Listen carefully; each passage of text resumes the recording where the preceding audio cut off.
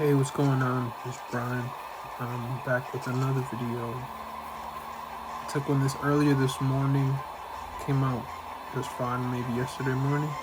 It came out just fine. But as you can see, I'm sitting here with my piano as well. So I'm doing like 3 things at once, which is really getting overwhelming. But I'm actually taking this video to try and record some of my Switch play. Ever since I got the Switch, through my ethereal experience, I created this video game system. I programmed it. I programmed the graphics card as well. It's a very interesting story, really. So I did it all through, the power of your mind, right? The power of my brain. I used to have this math teacher. He used to have this expression like, use your brain, use your brain. He used to say, not your mind, right? It's strange, but he would be like, not your mind, your actual mind, but your brain. So, and I would always wonder, like, what is he talking about? How can we use our brains in math? So through the power of the ethereal experience, like I was just talking about, I'm finding that he was talking about the power of my brain, in that sense. So, like, he was trying to teach us, but he was telling us, to use our brains. Use your brain, use your brain. And I had no ethereal kind of incentive even to understand what ethereal could mean. So eventually I came to the understanding. His name was, I forgot his name. I took his class in Suffolk Community College, night class. It was like 7 o'clock class back in 2009. Or maybe it was 2006. So this is a long time ago. Finally I came to the understanding when I'm in the realm of your emotional intelligence, along with your IQ, you can inspire certain beliefs to become reality, as in with animism, for instance. But animism isn't supposedly or necessarily an existing religion or belief in today's day and age, but it doesn't mean it doesn't exist. So somehow animism has never died out. It's not common knowledge that animism is still alive. People are Roman Catholic in today's day and age. We find Christians are very big on religion, along with Buddhism. Buddhism is a big religion, and like last but not least would be like Islam. Islam is a very serious religion. So you think, okay, of all these religions, what makes animism the most important or the most prevalent in today's day and age? I don't know. The fact that the experience itself is full of belief, and it inspired me. The ethereal realm by itself, bar none, has all the experience you need to become,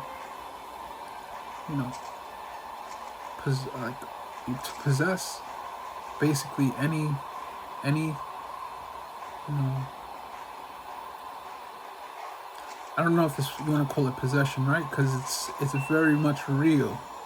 So it's not like something you would find fearsome. You wouldn't be afraid of it, but like once again, I'm stating how my Switch became my creation through the ethereal experience. I'm not big on Nintendo. I haven't been since I lived back in Brooklyn. This is 1989, 1990. Moved out to Long Island in 1991.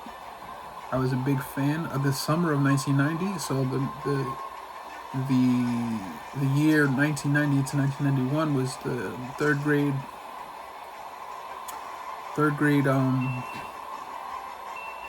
school year, and it was very interesting to finally have a first summer vacation and, you know, be moving on to fourth grade, 1992,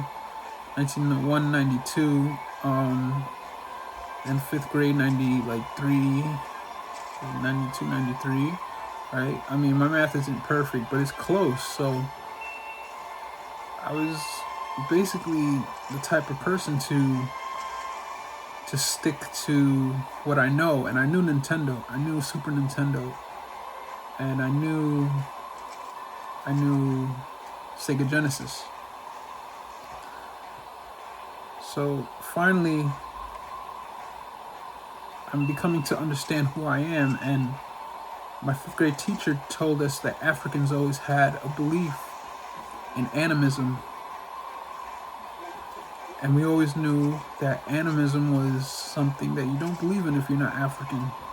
And I'm American. I'm Haitian American. I was born in Brooklyn, New York. I moved out to Long Island in 1991. Like I just said, 1990, 1991. Could have been 91, 92. But, you know, that's not the point. I'm trying to address the fact that Nintendo was everything. Nintendo was the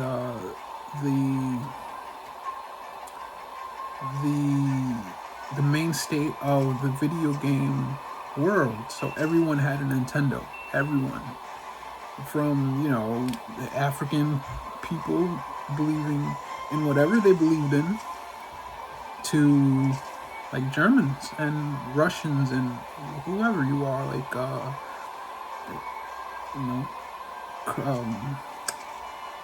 West Indian, like you can be from the Caribbean, you can be from American, even, you know, you can be Asian or Japanese and Chinese. Like, we know that Japan was big on Sega, they created it.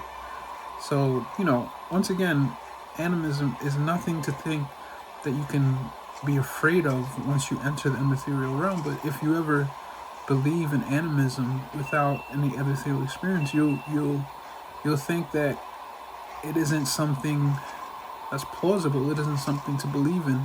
You know, it isn't something that's necessarily not meant to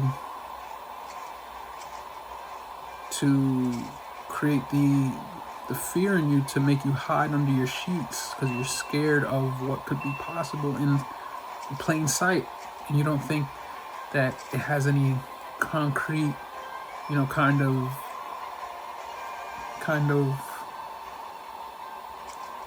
function in the world. But once you become immaterial, animism is very much the controlling idea around the experience in and of itself. So it reinforces the understanding that you can got it. The story. It reinforces the understanding that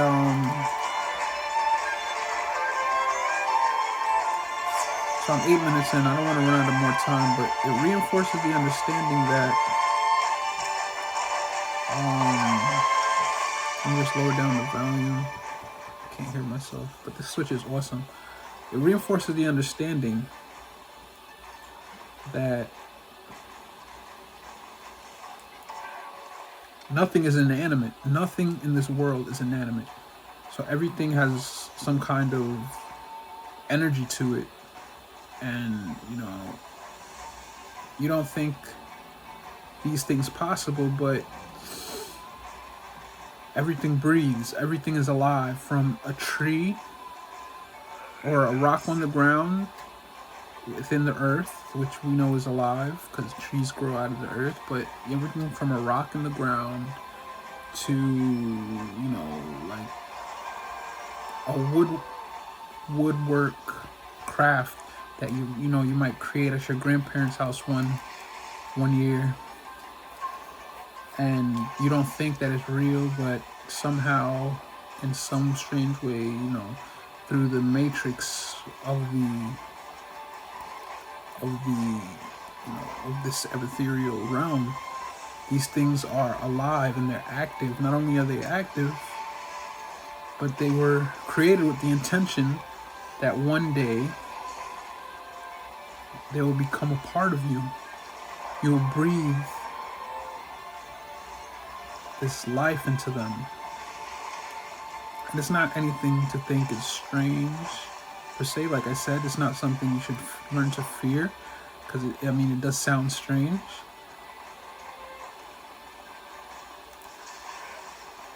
But you actually grow to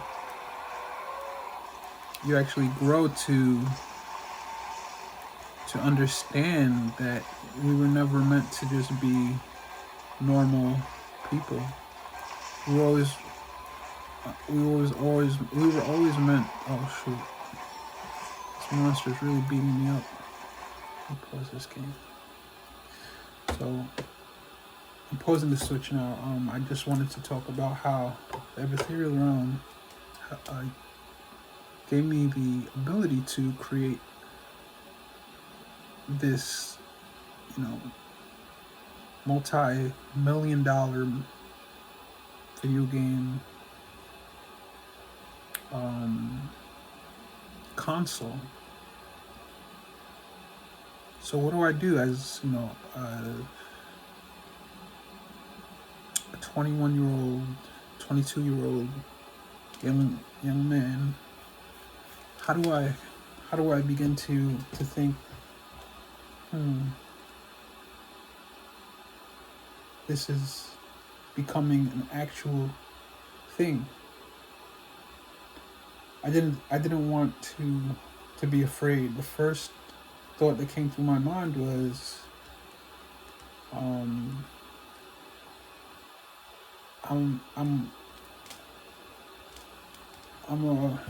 a person who always knew who he was, because I've grown up in the Roman Catholic Church.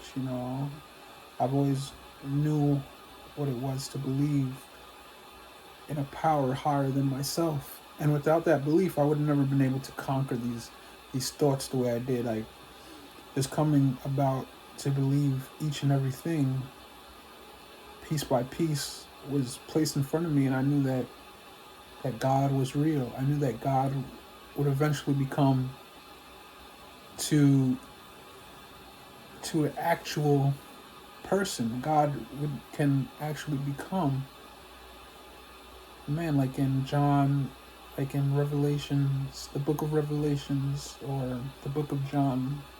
In the New Testament, we find that there's an explanation happening where John is speaking to us. He's preparing us for the revelation. And not only are we being prepared for something that is greater than we can understand, but we are taken through, even through those verses, we are taken through other chapters in the Bible. So I said John, but this is where the verse breathes life into you. One of my friends, I don't want to say friend, he's my cousin actually, he's a really good friend of mine as well. He showed me the verse, and I thought the verse was just something, just be taken lightly, as any other scripture I would take very lightly, and with, some kind of apprehension. But he told me, don't be so apprehensive. Take this the way you would take advice from, your uncles or your cousin or your father and your mother. Take it the way I would take it if someone was showing me something from the Bible. And I thought, okay, so what are you trying to say? He said, when the time comes, you'll know what it means. The time came, and eventually I found that he wasn't kidding. This was the verse that showed him who it was that was in control of our world. And we know that, nobody is necessarily in control. As far as the eye can see, no one's controlling every aspect of the world. We have mayors, we have governors, even presidents and politicians, but nobody controls every aspect of the world. But in the Bible, in this verse, John I think it's 21 chapters, 21 through chapter 21 verses, like 21, 1 through 3 or something. And it says how the Lord knew who he was when he was on the earth. And because he knew who he was after he died, when he would come back, he was the only one who would know what has transpired. He would be the only one that would know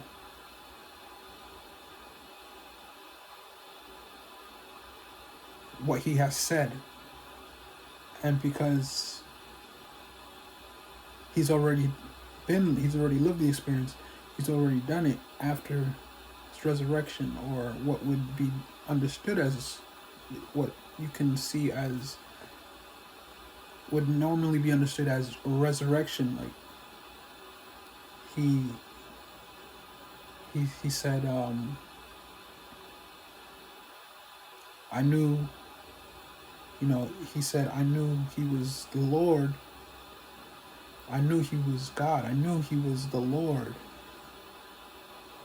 because he's already done this. He's already said these statements. He's already lived them as when he was on the earth. But now, how can he be reliving the experience? How can he now be understanding the experience again through our eyes? It's because he is the Lord. It's because he was the one. He was the one to say, this is what's going to happen. And once we understood what he was doing, we knew that he was the Lord when he came back. We knew that he was the Lord because he said these things would transpire, because he was ascending into the heaven and ascending into the earth and descending into the earth.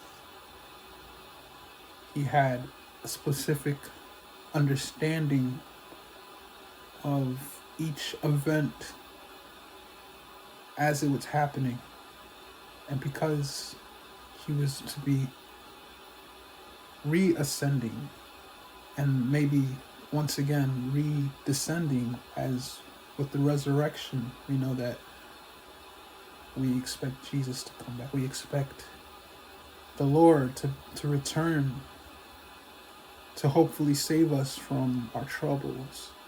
As with the revelation, we knew that he was God. We knew that he was the Lord. So it's not always easily understood, but he ascended into heaven with the idea that he would be coming back to tell us what exactly it is that he's living through, and what is he experiencing, and what he expects to happen. So this is the idea initially, and through animalistic or animism in general, we find that animism is the thing that showed him the way. Animism is the thing that helped us in our ethereal experiences. Animism was the thing that kept us safe. And it's the idea that fear can intrude, that keeps you strong. And that's why you go to church, to practice that belief that fear can never overtake you, and you believe in God because he keeps you safe. God was the Father. He sent his Son here. He sent his only living representation in Jesus Christ, to show us how much he loved us. And because we know that he loves us, and he is the one who created us, and he is God, we know that we are safe, as with our parents, as with our mother, as with our father. Even when we love our children, we show them that they are safe. And we love even somebody else's children, and you tell them they are safe and they cannot fall upon harm. Even if they trip, you are the one to help them up. You are the one to pick them from the ground and place them upon better ornaments, like your bed or the couch in the living room, or a stretcher to the garage, or in the ambulance, right?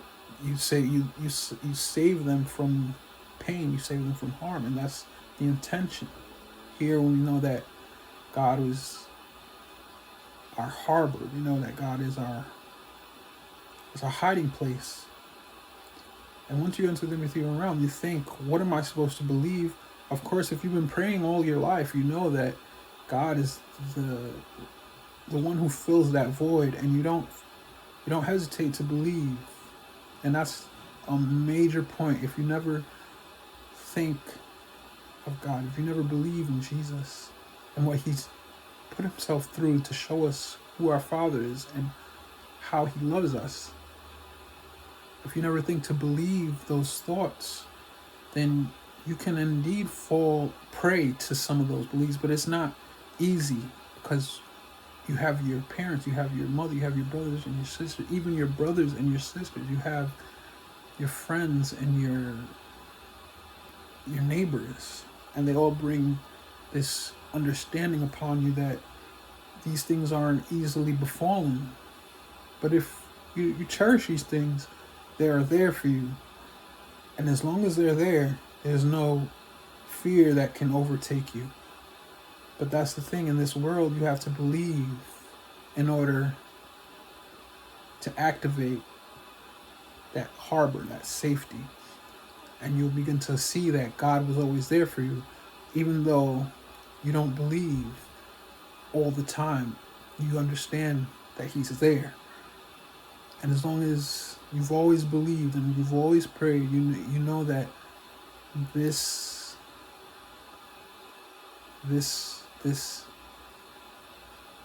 payment, almost, right? Like this bill you've been paying off is being secured. Not only is it being secured, but it's being made for you. It's being brought to fruition, as you know, preachers would say, or priests, they use the word fruition. So it's finally understood that all my prayers have been answered. Not all at once, but of course you see the accumulation of who's been answering those prayers for you. You come to believe that God has always been helping me in mysterious ways. It could even be showing your neighbor how hard you've been trying at work, and your neighbor has been setting you aside, like, I don't know, maybe like pieces of mail that he knows that you don't want to be overwhelmed with at once, so he brings them over to your house one day, and you say, oh, this is the effort you've been making for me, aside from what I can see, and now I have all the mail I thought I've lost. And my neighbor says, here you go, you're welcome, without even asking you for anything. And those are the simple nuances that's been happening behind your back that you begin to understand would always come to me at the right time. And God was always there, probably whispering to your neighbor, don't bother him right now. You can see he's trying really hard at work, but he needs his mail. Can you please set that aside for him? and you know that, you've been scared that you'll never receive those postcards from your pen pal, or from valuable family members, but your neighbor brings it over to you, and it's like that the ethereal experience pays off. But if you haven't been praying, then what, right? What are you left with? Are you forsaken? No. But that's the beauty in believing. That's the beauty in being raised in the church. That's the beauty of understanding what you've always been doing in your life. You've been being good, not to receive, but you are one who is capable of receiving. And I mean, people might never be scared at once in their life, but still, the ethereal realm, the ethereal experience, in and of itself, is something to be grateful for. You can take the name of the Lord in vain, but although that has been happening, there's still mysteries of this in this world that keep you safe, and who knows who's at the wheel of those experiences. But that's a I don't want to use the word competition, but that's a actuality. Like, you don't think that people are there for you, but people are there for you. You can even not believe. You can be an atheist, but still understand that people are there for you. Even ever since I was young, I've always prayed for people. I've always known that that's the right thing to do. Even if you were the last person on earth, I'm sure there would still be a concrete belief in the fact that people have always been here. People have always been praying for you. And you will never be left alone in your worst nightmare. And you will always have that safety, that security there, because God created the universe, and that's just what we know. That's just what we believe. Even not one person has not had that understanding put upon them, because it's something that keeps you an understanding of what's going on here in this world, and you don't want to be left to not understand something. So, like, this was something that was instantly inspired, and I automatically just clicked into my religion, into my faith.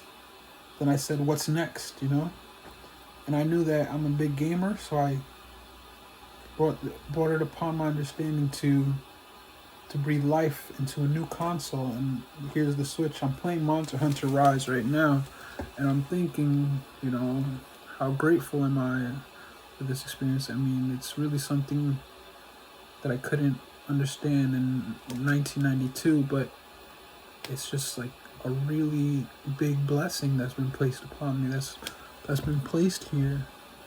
And I don't know how lucky I am, but I'm really grateful for it. I'm not capable of showing all that gratefulness all in this time, this half an hour video, and this 30-minute video, but it's strange. I've used my brain to do exactly what I've always wanted. So it's a little strange. Like, I'm taking this video to just document this and to come to the understanding that there's something going on here. But yeah, this switch is something to be very grateful for. Although there are things to talk about. Like, I know that there's politics involved, there's public relations involved, like the actual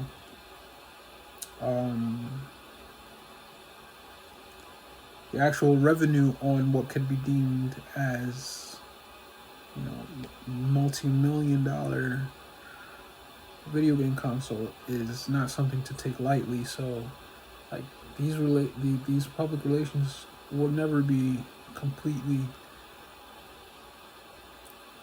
controlled by me, or this one person. So I'm like just overview, like going over all this in my mind, just understanding it. It's nothing to think twice about. So when it comes to just reviewing it and hoping for the best. So I came with the understanding tonight to my camera to stream. Like I wanted to stream myself playing my Switch. It's always fun. Like I'm turning it back on right now because it turned off by itself. But this monster is just killing me. I don't want to play him again because he's just gonna kill me. But yeah, it's so fun getting the chance to do this for real. And like I've always thought that I was a smart person, but when I had the ability to use my brain, the amount of intelligence wasn't that important. The thing that really was important was my observational ability to always be aware of my surroundings. And somebody with any kind of state of mind should always be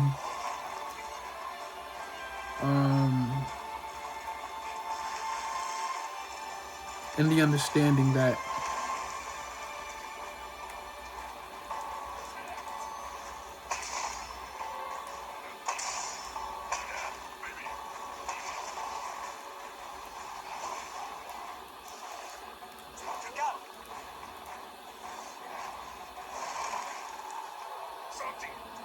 so I fainted. I actually died.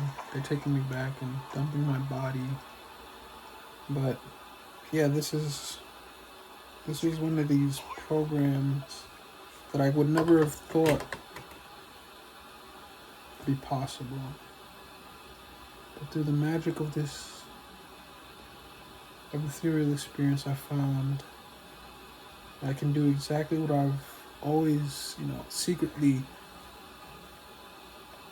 hoped for, and I've created a Nintendo Switch. It's not unpopular. Like I said, the amount of public relations involved in this is astronomical. It's really something that you have to be aware of, knowing that you created something so popular. I mean, that can inspire even the slightest, just the youngest of minds, in the slightest of mistakes can drastically change somebody's life, even if you don't expect it to. It can do that. It has that ability. It's like planting a seed and forgetting about it. You have to tend to it like a plant. You have to be diligent about it, and you have to know what's going on behind the scenes, so that this idea that I got to create a Switch can blossom into a fruit that can hopefully be kept secure, be kept safe. I hope that I'm not, taken in vain in this sense, but I find that my Nintendo 64 was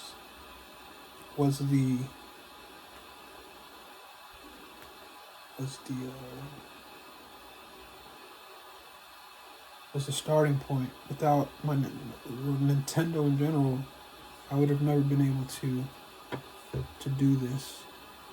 So I'm very happy to see this happen, even for the first time in history, for somebody in my family, like the Caesar family.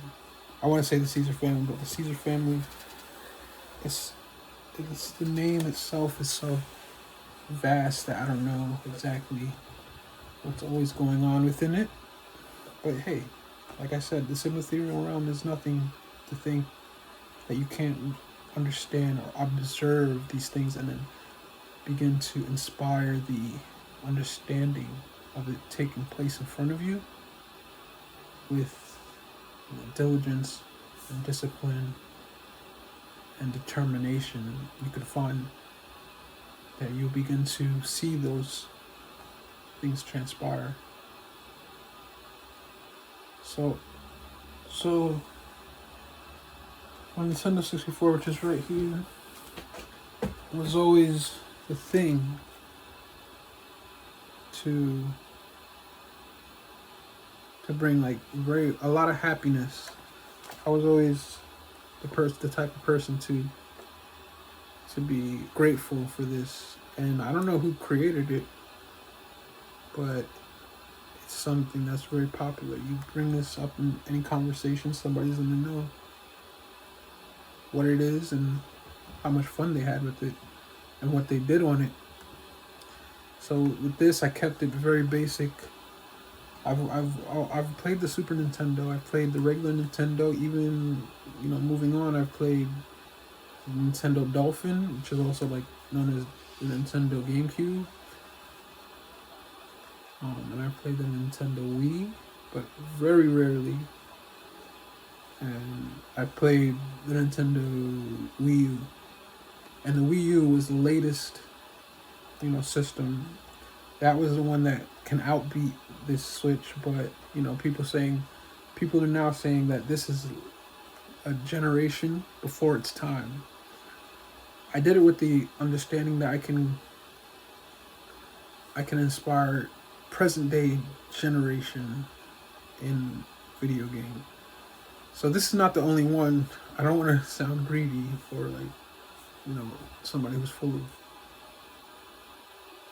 negative intention, but I've also done the Xbox Series X and Xbox Series S. I've also done the Nintendo Steam Deck or the Valve Steam Deck, and maybe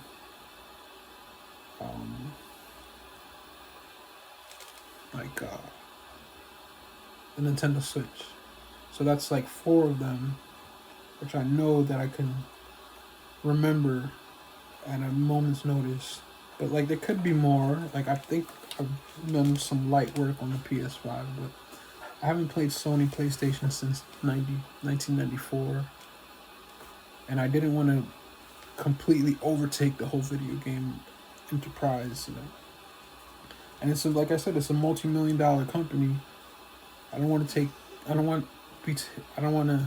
take it lightly, like it doesn't mean the world to somebody like Phil Spencer or Major Nelson, and there's even big time computer heads like Bill Gates or Steve Jobs. Steve Jobs is no longer with us, but there's Tim Cook. So those are the people who would be mostly affected, corporately by somebody creating something that they couldn't understand and couldn't control publicly and politically. But I did it with the intention of what I know to be correct and to be right and to be safe. So I hoped for the best, and it came out okay. I'm playing Monster Hunter Rise Sunbreak right now, and it's something that I did with the intention, hopefully, that it will come out the way I would want it to. And it's very much so that I've always been a natural. I don't want to say natural. I've always been very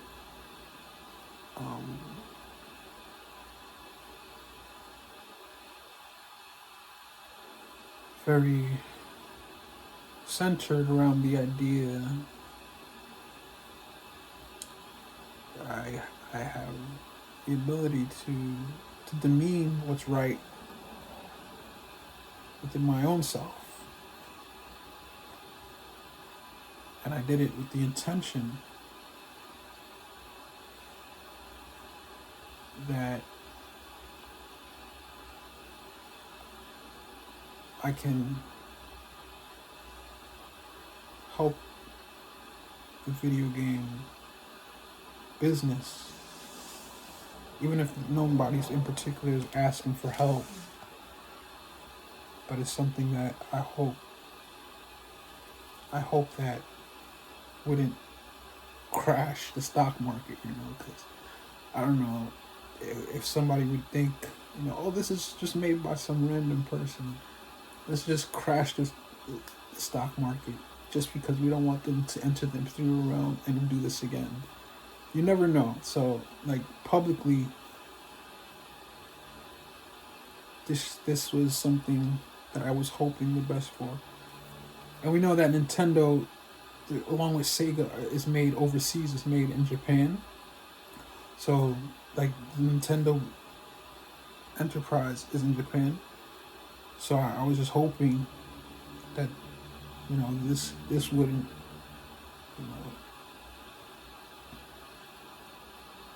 kill the economy. I don't know what's going on in the stock market, but I do look at the Dow Jones. It's crashing and it's rising.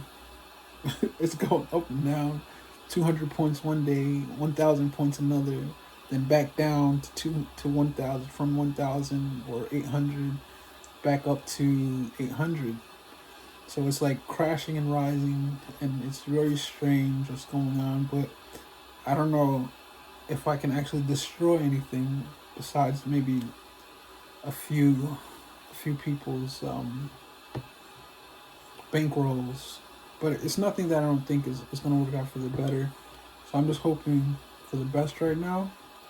Like I said, I'm playing Monster Hunter Rise, trying to stream it in front of myself to see if I enjoyed the experience. I'm looking forward to completing this quest, but I don't know if I can do that right now because it's just so much. It's overbearing in a sense, but one day I'll slow down and I'll get used to it, and that's really what I'm looking forward for happening. Like, my legs are going numb. I don't know if I'm cutting circulation off, but I hope that I'll come to, and I hope people around me will come to this understanding as well. I don't want to see anybody hurt by my wrongdoing, by taking the responsibility of what would be known as corporate responsibility.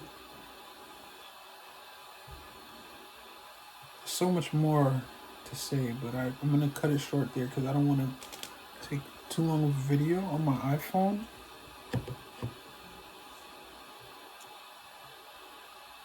But animism is definitely something as mysterious as it was back, during the dinosaurs. It's just as mysterious. And if anything, I don't know how real animism was back then. I don't know if it's realer than it was now. It could have been a totally different experience. But it's definitely something to look into. I want to talk to maybe my cousins or a teacher. But I use my brain in this sense, and I never really thought that my brain had that ability. How can you sit down in a math class, listen to a teacher as he would speak of an equation and say, use your brain to solve it, and you'll see the answer come or unfold right in front of you, and you'll begin to see who you are in my class. And the time came where those words finally made sense. I was so surprised, and I knew that being a former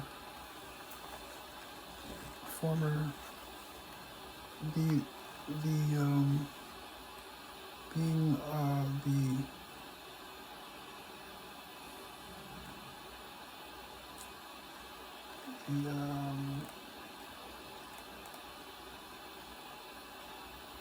the descendants of former slaves, being one of the descendants of a former slave, I knew that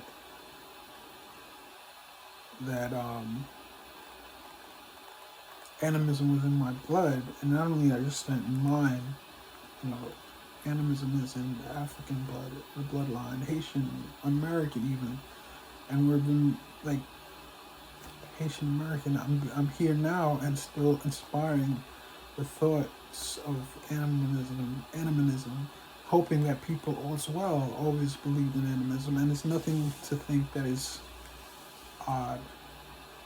It's very something that's very much natural, and I would think that, you know, even the smartest of people have a mainstay in this realm centered around animism, because it's the belief that inspires your reality. And without the realm, without God, who's always been there for you, there is no animism. Without God, there is no ethereal realm. Without God, there is no you or people there. So I hope that I can continue to believe that God will be there and He will keep me safe, as I know I have this switch released. But all I can say is that this has been a wonderful thing. This has been an incredible experience, and I'm looking forward to what will be happening in the future. I don't know if I'll ever get the opportunity to look through the work of itself in the ethereal realm, but I'm hoping that everything will be okay. And I'm hoping that even the streamers, even me trying to stream, even the streaming in general, can help me along this path. And I'm hoping that I can follow more streamers and see exactly how they're processing this and controlling controlling the corporation. Not controlling, I don't want to use the word controlling, but I'm just hoping that they'll continue to work this problem out. It is a problem because you're not supposed to do this so easily. I was very much a novice at it, and I did it very successfully. So it takes a bit of tolerance. Intention is involved as well. Like, you don't want to think that all these things should be possible, because somehow, some way, you know that it's not very orthodox to want to make this a reality. It's not something that should be natural as it was. So I'm just hoping that the streamer generation can take this upon themselves to talk about and to try to help each other out with, so that, you know, it isn't becoming a normal state, and it isn't becoming something that we're frustrated with.